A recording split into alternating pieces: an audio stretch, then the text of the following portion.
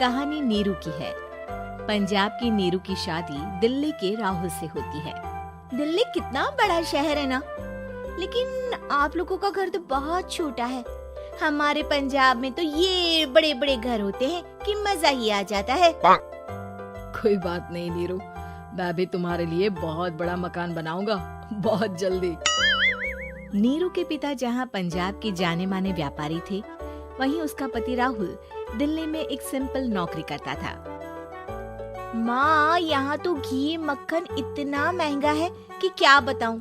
मैं तो तरस ही जाती हूँ घी खाने के लिए। नीरू की माँ को ये सुनकर बहुत दुख होता है। मेरी बेटी को घी नसीब नहीं हो रहा है और ये बहू यहाँ बैठकर घी में शक्कर डाल रही है। देख वनिता, मैं साफ कह रही हूँ, इस घर में जितना घी आएगा उतना ही मेरी बेटी के घर दिल्ली भी जाएगा। अरे ये क्या बात होती माँ जी, बेटी का उतना ही करो जो अच्छा लगे। अब क्या मायके से घी और मक्खन तक की सप्लाई करोगी आप? हाँ, मेरी बेटी किसी चीज को तरसे मुझसे बर्दाश्त नहीं होता। अब क्या था, नीरू के मायके में 2 किलो घी आता तो 2 किलो दिल्ली जाता नीरू के पास। एक दिन, माँ बड़ी गर्मी पड़ती है दिल्ली में। इस घर में तो एक ही एसी है और वो भी ड्राइंग रूम में। सारा परिवार एक ही कमरे में सोता है। हाँ बेटा, वो तो हर घर की कहानी है। यहाँ भी एक ही एसी है। अरे बिल इतना आता है कि क्या बोलूं। तभी वहाँ राकेश आ जाता है। माँ, थोड़ी देर में यहाँ कुछ प्लम्बर आएंगे मेरे कमरे में एसी लगाने, जरा ध्यान से लगवा देना ना माँ। ओए, ऐसे कैसे तेरे कमरे में एसी लगेगा? हाँ राकेश, एक बार बात तो कर लेता। अरे पापा, वो वनिता को गर्मी में नींद नहीं आती। ड्राइंग रूम में सबके साथ सोने में वो अनकंफर्टेबल है, इसलिए। अरे पूरे परिवार के साथ वहाँ तेरी बहन नीरू भी तो सोती है, वो नहीं हो रही क्या अनकंफर्टेबल? समझ रहा है ना? अगर एसी लगेगा तो एक दिल्ली में तेरी बहन के कमरे में भी लगेगा, तभी तू लगा सकेगा। राकेश वनिता को सारी बात बताता है। वनिता करती भी क्या, मन मार कर बैठ जाती है। माँ, ये लोग ठीक नहीं है, क्या करूँ मैं? अरे बेटी, यहाँ आ जा, तू यहाँ आकर रह ले। अरे छोड़ दे ऐसे पति को। कैसे छोड़ दूँ माँ? समाज क्या कहेगा, लोग क्या कहेंगे? वैसे भी मेरा एक बेटा है मयंक। अरे हटा बेटा, तेरी उम्र ही क्या है, इतनी परेशान रहेगी तो काम कैसे चलेगा।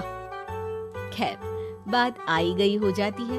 माँ को लगता है कि नीरू ठीक है, तो वहीं नीरू के मन में एक ही लाइन चल रही होती है, यहाँ आजा। माँ ने तो बोल ही दिया है कि यहाँ आजा। बस मयंक थोड़ा सा बड़ा हो जाए, इन गरीबों को छोड़कर मैं वापस माँ के पास ही चली जाऊंगी। वो इसी सोच में बाजार में चल रही थी कि मैम, आपका दुपट्टा जमीन को छू रहा है। नीरू जैसे ही उस लड़की की तरफ देखती है, देखती ही रह जाती है। हाय रे, कितना सुंदर लड़का है ये। अब क्या हुआ? मैंने कहा आपका दुपट्टा। तो खुद ही उठा कर दे दो ना। लड़का समझ जाता है कि नीरू उस पर फिदा हो चुकी है। वो उससे उसका नंबर लेकर चला जाता है। अब क्या था, नीरू और रोहित में लगातार बातें होने लगती है। मैं हरियाणा का रहने वाला हूँ, यहाँ एक बड़ी कंपनी का मैनेजर हूँ। अच्छा, और कितने बच्चे हैं तुम्हारे? बच्चे? अरे मेरी तो शादी भी नहीं हुई है। तुम बताओ, शादी करोगी? नीरू शर्मा जाती है। अब लेकिन मैं तो पहले से ही शादीशुदा हूँ। मुझे फर्क नहीं पड़ता, बस तुम शादी कर लो, भाग चलते हैं। बहुत पैसे वाला हूँ मैं, हमेशा खुश रखूंगा तुम्हें। नीरू रोहित से मिलकर सारा प्लान बना लेती है और फिर एक दिन घर से भाग जाती है। दोनों शादी कर लेते हैं। शादी के बाद, क्या बात है नीरू, तुम्हें परेशान सा देखता हूँ, सब ठीक तो है ना? हाँ हाँ, सब ठीक है।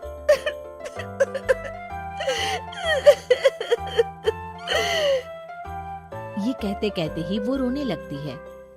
अरे क्या हो गया, रो क्यों रही हो? मैंने तुमसे एक बात छुपाई है। और वही बात अब मुझे परेशान कर रही है। रोहित, मेरा एक बेटा भी है, उसका नाम मयंक है। क्या बात कर रही हो?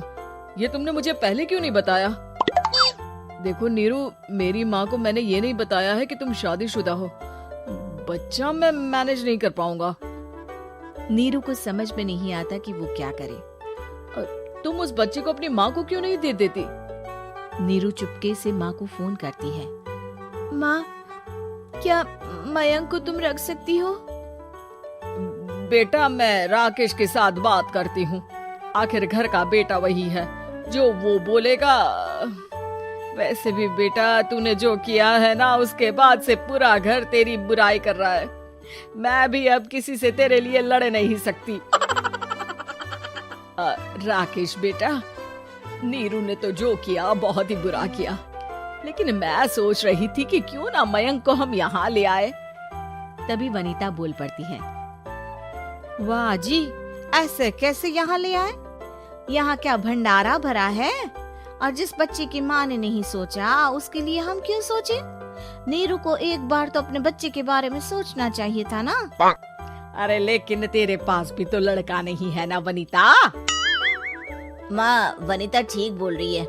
कल को वो बड़ा होकर इसी घर का हिस्सा मांगेगा, तो हम क्या करेंगे? माँ कहती भी तो क्या, वो चुप रह जाती है। वहीं नीरू का पहला पति कहता है। माँ, अगर आज भी वो वापस आ जाए तो मैं उसे माफ कर दूंगा।